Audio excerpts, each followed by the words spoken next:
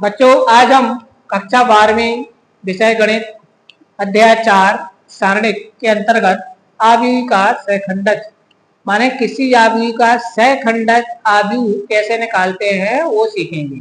ठीक है ना। सहखंडज आव्यूह निकालने के लिए हमें क्या करना पड़ेगा, ध्यान दें आपको। अच्छा, पहली बात तो ये वर्गाव्यूह से जितना जो कुछ पढ़ रहे हैं वो सब वर्ग से ही होना है, क्योंकि ये ध्यान रखना हम अध्याय का नाम तो है सारणिक, लेकिन निकाल क्या रहे हैं आव्यूह। तो ये आव्यूह फिर से आ गया इस अध्याय में, फिर से आ गया यहाँ पर। समझ आ गया ना बात। तो हम जो सारणिक सहखंडज निकालते हैं ना वो वर्गाव्यूह का ही निकालते हैं। किसका निकालते हैं? सारणिक तो हमेशा वर्गाकार होता है, सारणिक हमेशा वर्गाकार होता है।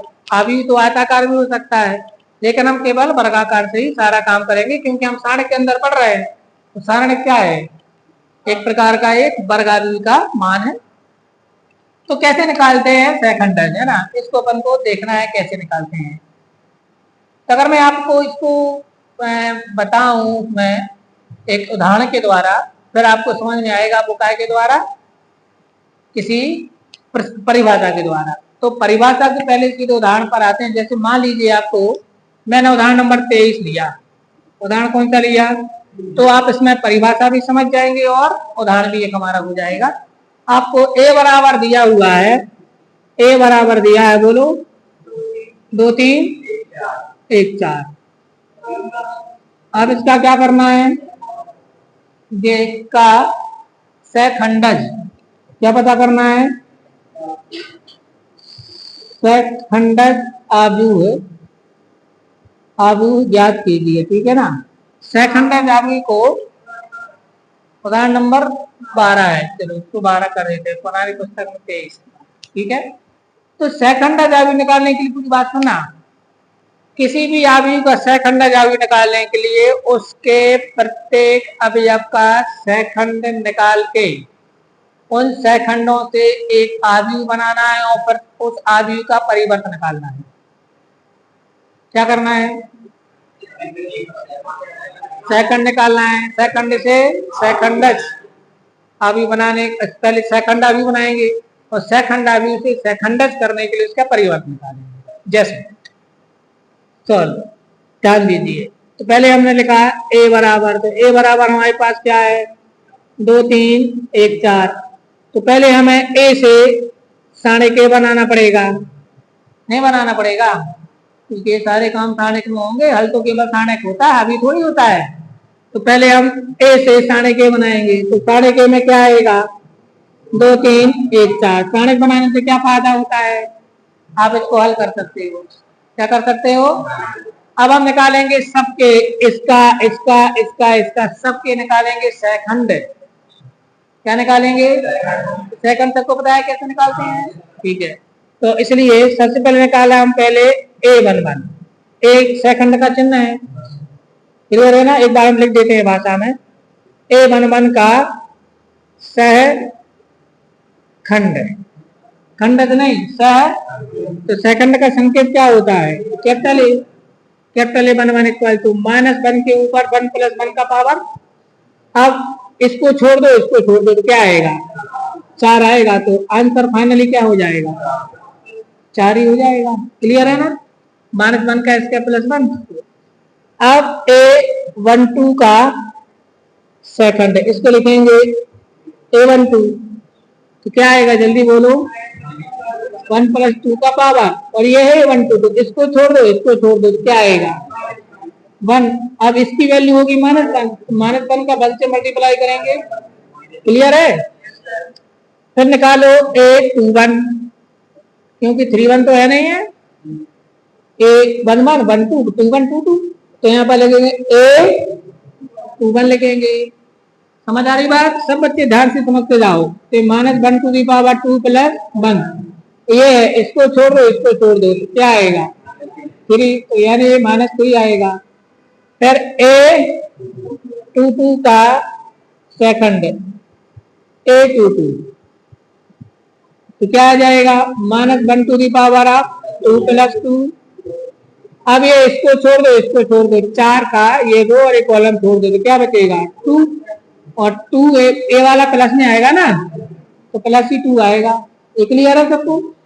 अब हमें निकालना है, अब हमें बनाना है इनकी सहायता से एक सहखंडावयवी, और सहखंडावयवी से फिर निकालेंगे अपन एडजॉइंट। तो एडजॉइंट निकालने के क्या करना है, देखो पहले हम इससे आवी बनाएंगे।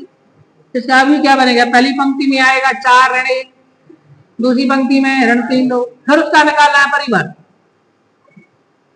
उसका क्या निकालना है, परिवर्त। अब देखो सबसे पहले ए का सहखंड आव्यूह, कौन सा आव्यूह, सहखंड आव्यूह। इसके मैं थोड़ी देर को सी नाम दे देता हूं। तो क्या आएगा सी में, सी में आता है देखो ऐसे लिखा जाएगा A11 A12 A21, बस इसका परिवर्त निकालेंगे तो वो कहलाएगा सहखंडज। क्या निकालेंगे, तो ये होगा, तो इसकी वैल्यू लिखो। तो A11 की वैल्यू कितनी है, 4 -1 -3 2, ये क्लियर है। क्या लिखेंगे, इसलिए अब हम क्या निकाल रहे हैं, अब हम निकाल रहे हैं वो एडजॉइंट। क्या निकाल रहे हैं, क्या लिख देंगे, इसलिए ए का सहखंडज, इसको क्या बोलेंगे, एडजॉइंट ए। क्या बोलते हैं, इंग्लिश में बोलते हैं सहखंडज को एडजॉइंट। तो एडजॉइंट ए बराबर होता है सी डैश। सी डैश मतलब इसका परिवर्त निकाल दो। तो इसका परिवर्त क्या होगा, 4 ऋण 1 4 ऋण 1 और ऋण 3 2, बस ये हमारा आंसर हो गया। समझ आएगी ना बात, तो ये हमारा क्या हो गया आंसर। तो आप मुझे एक बार स्टेप बाय स्टेप बताओ एडजॉइंट निकालने के लिए करना क्या है। सबसे पहले सुनो, बच्चों से गलती कहाँ होती है, जहां नंबर करते, सबसे पहले तो उकिलाना साणिक के रूप में लिखना है, और वे लिखे रन देता अभी काय के रूप में लिखना है आपको। पहले उसका साणिक बना लेना, बना लोगे तो साणिकों से ही अपने क्या निकालते हैं, सहखंड। फिर सबके सहखंड निकालना, सबके सहखंड निकालने के बाद उनसे एक आव्यूह बनेगा, उसको क्या बोलेंगे, सहखंडाव्यूह। फिर सहखंडाव्यूह से सहखंडज बनाने के लिए क्या करना, उसका परिवर्त निकालना है, और सहखंडाव्यूह को क्या लिखते हैं, एडजॉइंट। एडजॉइंट ए बी है तो एडजॉइंट बी, सी है तो एडजॉइंट सी, ऐसे लिखा जाए। सबको समझ आ गया। लेकिन जब आप एडजॉइंट बनाओगे तो वहां फिर से आव्यूह का चिन्ह लगाना है। हम क्या निकाल रहे हैं, आव्यूह का सहखंड, नहीं बात समझ में, तो फिर वहां काय का चिन्ह बनेगा। तो अब इसमें हो जाती है थोड़ी सी गड़बड़, कहां बनाना है आव्यूह। अब हम क्या करेंगे, जब हम ये निकालेंगे ना, फिर ये नहीं निकालेंगे, सीधा निकालेंगे एडजॉइंट। तो जो उनके खड़े हैं तो खड़े खड़े जमा दिए, समझ गया ना। A11 वाले 4 ऋण 1 तो 4 ऋण 1 3, समझ गया ना, खड़े खड़े जमा दियो, सीधा क्या निकल आएगा तुम्हारा एडजॉइंट। तो मैं फिर सी डैश नहीं, सी से सी डैश नहीं बनाना है, सीधे एडजॉइंट निकलेगा। सीधे क्या निकलेगा, सबको समझ में आ गई। अब एडजॉइंट की परिभाषा समझ में आएगी तुम्हें। एक वर्ग आव्यूह ए बराबर ए आई जे का सहखंड आव्यूह ए आई जे के परिवर्त के रूप में होता है, लिखा है ना, इसको हाईलाइट कर लो। मतलब ए आई जे बनाया, ये है ए आई जे, इसका क्या निकालना, परिवर्त। तो वैसे लिखी ना उसमें, एक वर्ग आव्यूह ए बराबर ए आई जे का सहखंड आव्यूह ए आई जे के परिवर्त के रूप में होता है, और नीचे लिखा है इसको एडजॉइंट ए लिखते हैं। लिखा है ना, लिखा है नहीं लिखा है। तो ये हमारे पास सहखंड आव्यूह की क्या बन गई, परिभाषा। चलिए अब अपन आते हैं, इसकी एक प्रमेय आपको दी हुई है, वो प्रमेय नंबर 1। प्रमेय नंबर 1, प्रमेय 1 को देखिए। आइए बच्चों, अब इतनी चीजों पर बात करते हैं इस अध्याय में, जो सारांश के रूप में हमारे पास होंगी, इनको देखें। सबसे पहले प्रमेय 1 के रूप में आपको क्या लिखा है, प्रमेय 1 के रूप में लिखा है कि ए इंटू एडजॉइंट ए बराबर एडजॉइंट ए इंटू ए बराबर होता है सारणिक A into I. Adjoint A क्या है, एडजॉइंट ए है ए का सहखंड आव्यूह, तो किसी आव्यूह और उसके सहखंडज आव्यूह का जो गुणनफल होता है वो साणिक a इंटू आई के बराबर होता है। आई क्या है यहाँ पर? तत्समक आव्यूह, तत्समक आव्यूह। और साणिक a क्या है? आव्यूह a का मान, आव्यूह a का संख्या का मान साणिक a कहलाता है। तो इसी रूप में याद रखना है आपको, ब्लैंक्स में या प्रूफ करने के लिए आ सकती है।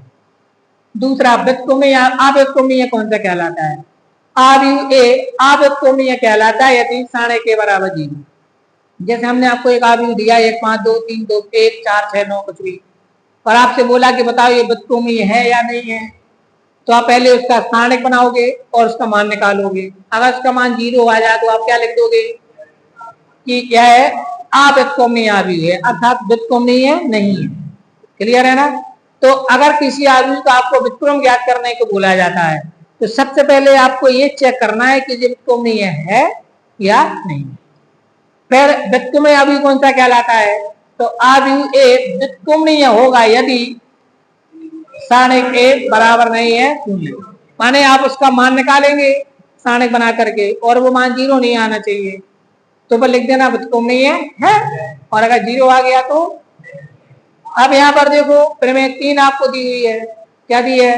कि दो आव्यूहों के गुणनफल का सारणिक उनके सारणिकों के गुणनफल के बराबर होता है, अर्थात ए बी का सारणिक बराबर ए का सारणिक इंटू बी का सारणिक। याद रहेगा। और ये व्युत्क्रम आव्यूह का सूत्र है।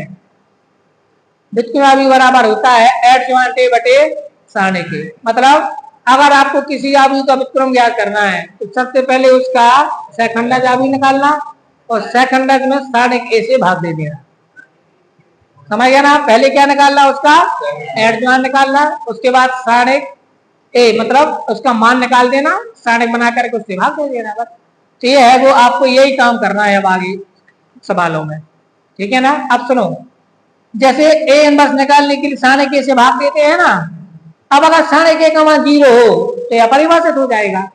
इसलिए तो उसने लिखा है कि अगर सारणिक बराबर 0 हो तो अव्युत्क्रमीय होगा।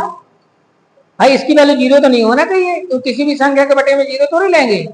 0 लेंगे तो वो नॉन डिफाइन हो जाएगी, अपरिभाषित हो जाएगी। तो इसलिए उसने पहले से बोल दिया, तो कोई बड़ी बात नहीं है। अगर नहीं बोलता तो भी आप नीचे जान जाते कि सारणिक ए अगर 0 होगा तो काम कैसे होगा उसका। ठीक है, हो जाएगा। अब देखिए, आपको एक उदाहरण दिया है 13वें उदाहरण में आपसे पूछा है यदि आव्यूह ए बराबर 1 3 3 1 4 3 और 1 3 4 हो तो सत्यापित कीजिए A into adjoint A equal to सारणिक ए इंटू आई होगा और साथ में ए इनवर्स ज्ञात करना है। ठीक है ना? सवाल थोड़ा लंबा है, जरा ध्यान से इसको समझिए। तो सबसे पहले मैंने ए बराबर लिखा। ए बराबर हमारे पास क्या है? 1 3 3 1 4 3 1 3। ठीक है ना? इसलिए अब हमें सारणिक ए बनाना है। इससे सबसे पहले तो सारणिक बना लो। क्या बना लो? उसका सारणिक क्या बनेगा जल्दी बताओ? 1 3 3। क्लियर है ना? अब इससे क्या निकालो? पहले निकालेगा हम एडज्वाइंट। एडज्वाइंट निकालने के लिए हमें निकालना पड़ेंगे सहखंड निकालना पड़ेंगे। कितने निकालने पड़ेंगे? इसलिए पहले निकाल देते हैं a11। नहीं निकालोगे? a11 की वैल्यू क्या होगी? -1 के ऊपर 1 + 1 और लो, तो इसको छोड़ो 4 3। सीधा हल लिख दे यहाँ पर 4 चौके। चलो पहले इसकी वैल्यू आएगी प्लस में, 4 चौके 16 -9 कितना आएगा? 7।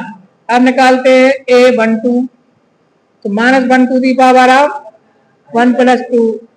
ठीक है, थोड़ा छोटे में काम कर ले। तो 1 2 मतलब ये है, ये तो इसको छोड़ दो, क्या आएगा? 1 3 1 4। तो क्या आएगा? ये माइनस में आएगा। 4 एकम 4 -3 एकम 3, 4 में से 3 गया 1, माइनस का गुणा होगा तो -1 a13 -1 टू दी पावर आएगा 1 + 3। तो ए छोड़ दो, ये छोड़ दो, क्या आएगा 1 4 1 3। तो ये तो प्लस में आएगा, plus 3 Ekam 3 minus 4 Ekam 4 equal to minus 8 ए 2 1। और दूसरी पंक्ति पर आ जाएंगे ना, ए 2 1। ए 2 1 की वैल्यू क्या आएगी, -1 टू द पावर 2 प्लस 1 2 1 ये है ना, इसको छोड़ इसको 3 3 वाह 3 4 इक्वल टू क्या आएगा, माइनस में आएगा, नहीं आएगा, 4 3 12 3 3 का 9, 12 में से 9 गए 3 और माइनस का गुणा तो माइनस। अब A22 इसकी वैल्यू -1 टू दी पावर आप 2 प्लस 2, समझ आ रहा है।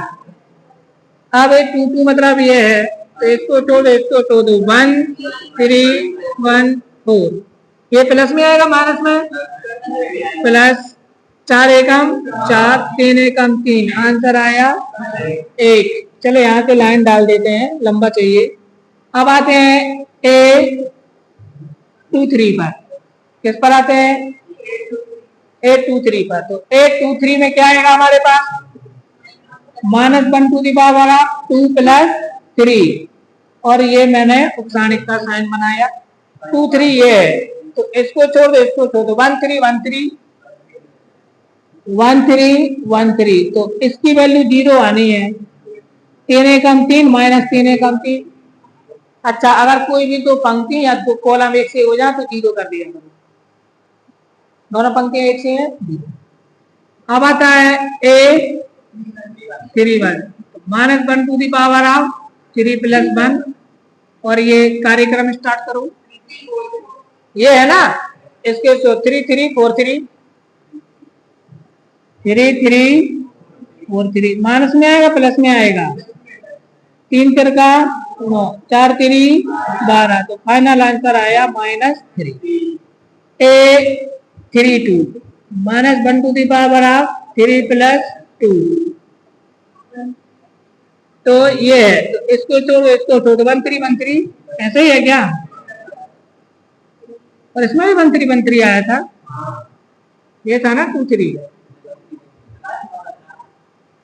ये वाला, ये और ये कटेगा, ठीक है, और ये फिर से आ गया, इसको 1 3 1 3, ठीक है। तो क्या आएगा आंसर 0। फिर A33, इसमें क्या है, थोड़ा ध्यान रखना, अगर एक भी चीज गलत हो गई तो पूरा गलत हो जाएगा, वापस लौटना पड़ेगा, बहुत सावधानी से करने का, सरल भले है पर करना सावधानी से है। अब ये 3 ये वाला है, तो इसको और इसको छोड़ दो, तो 1 3 1 4 1 3 1 4, तो ये प्लस में ही आएगा ना, 4 - 3 इक्वल टू, तो जी हमारा निकल आया सभी के सेकंड है। अब इसलिए का साइन लगाओ और निकालो एडजॉइंट ए, क्या निकालना है हम, एडजॉइंट ए निकालना है। तो एडजॉइंट ए का क्या होता है, A11 A12 A13, ये होता है ना, नहीं होता है, माने जे आर ए में लेके माने ये पंक्ति से कॉलम बना लो, ऐसे होता। और फिर यहाँ पर क्या आएगा, A21 A22 A23, फिर A31 A32। हमने क्या किया, पंक्ति से क्या बना लिया, स्तंभ बना लिया, और सारणी का चिन्ह बनेगा, तो बराबर में आंसर क्या आएगा, वैल्यू लिख दो 7 ऋण 1 क्या लिखेंगे, 7 ऋण 1 -3 1 0 -3 1 0, फिर -3 0 1 -3 0 1। एक काम हमारा हो गया, हमने एडजॉइंट निकाल दिया।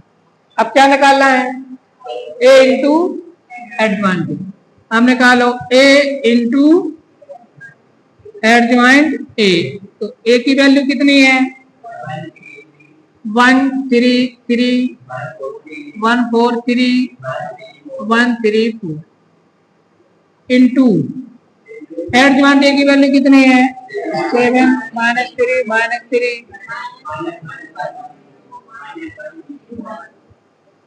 ठीक है, चलो इनका गुणा कर देते हैं, गुणा करके फिर इनका आंसर लिखते हैं।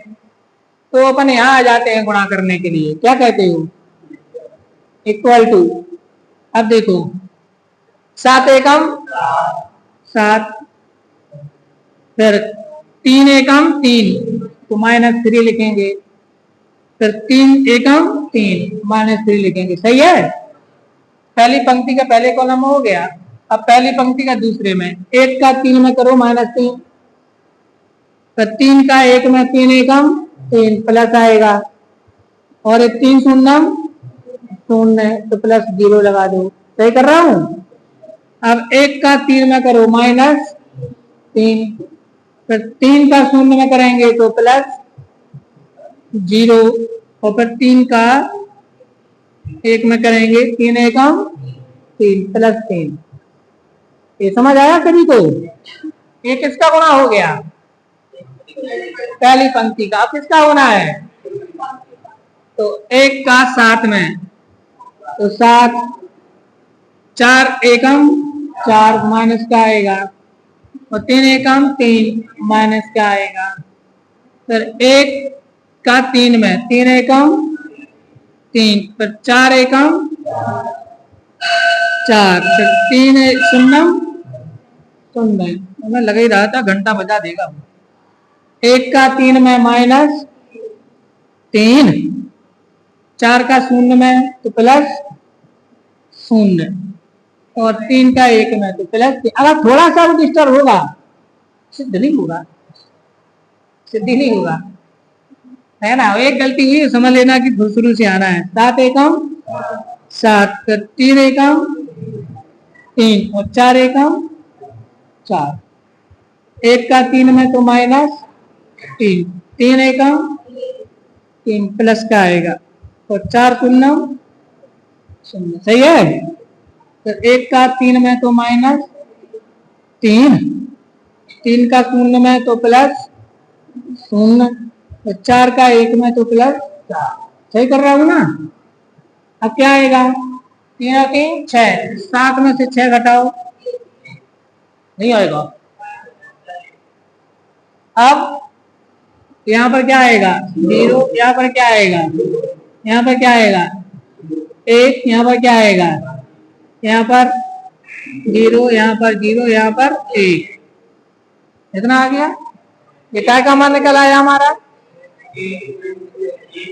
क्लियर है। इसको दे दो इक्वेशन, इतना समझ आ गया। अब निकालो सारणी के, और फिर आई में करो उसका गुणा। अब सारणी ए का मान निकाल दो, चलो या ऊपर निकाल देते हैं, यही निकाल देते हैं। चलो सारणी के, सारणी का चिन्ह बनाना है, ए लिखा है, जल्दी बोलो क्या है, 1 3 3 1 4 3 1 3 4। चलो इसको हल कर देते हैं, इक्वल टू 1 4 चौके 16 -3 तिरका 9, ऐसे करेंगे। -3, ये छोड़ दो, ये छोड़ दो, 4 एकम 4, 3 एकम और प्लस 3, और ये छोड़ दो, 3 एकम 3, 4 एकम, यहाँ पर आएगा। इसको ऐसे ले लेते हैं, ले लें तो 16 में से 9 गए, 7 और -3 गुणित 1 और प्लस 3 गुणित -1, ऐसे आएगा। 7 -3 तो 1 आया, आया। अब निकालते हैं, अब निकालते हैं, अब देखिए, अब निकालते हैं अपन सारणी ए इंटू आई। तो सारणी के का मान 1 है, आई का मान होगा 1 0 0 0 1 0 0 0 1।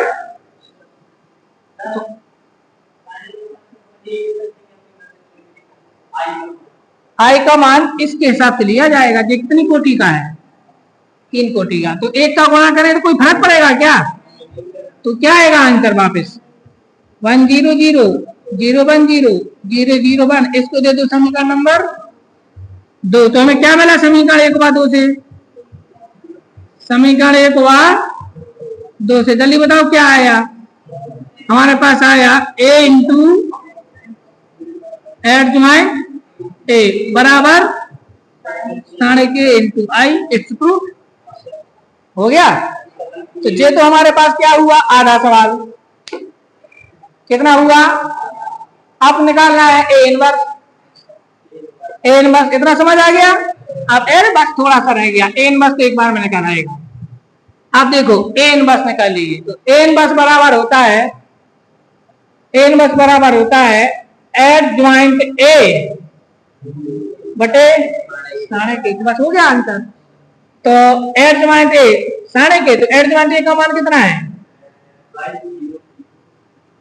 वही है 1 0 0 0 1 0 0 0 1, यही है ना।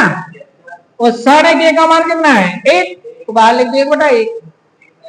अगर साढ़े के का मान 2 होता तो 1 बटा 2 लिख देते। अच्छा, एडजॉइंट ए का मान कितना है, ये गलत है यहाँ पर। हाँ कितना है हमारे पास 7 -3 फिर -1 1 0 फिर, ठीक है। अब हमारे लिए निकाला साढ़े के का मान कितना था 1, तो यहाँ पर 1 बटे 1 लिख दो। अगर यहाँ पर 2 होता तो 1 बटे 2 लिख देते। साढ़े के का मान 3 होता तो 1 बटे, तो आंसर क्या आया 7 ऋण 3 ऋण 1 1 0 ऋण 1 0 1, ये हमारा आंसर आ गया। समझ आई बात आपको। तो साढ़े के ए मस निकालना कठिन नहीं है, एडजॉइंट ए निकालना कठिन है। एडजॉइंट ए निकाला है तो केवल क्या करना है आपको, साढ़े के से डिवाइड करना है बस। क्लियर है सभी को। ठीक है बच्चों, प्रश्नावली के सवाल करके लाना।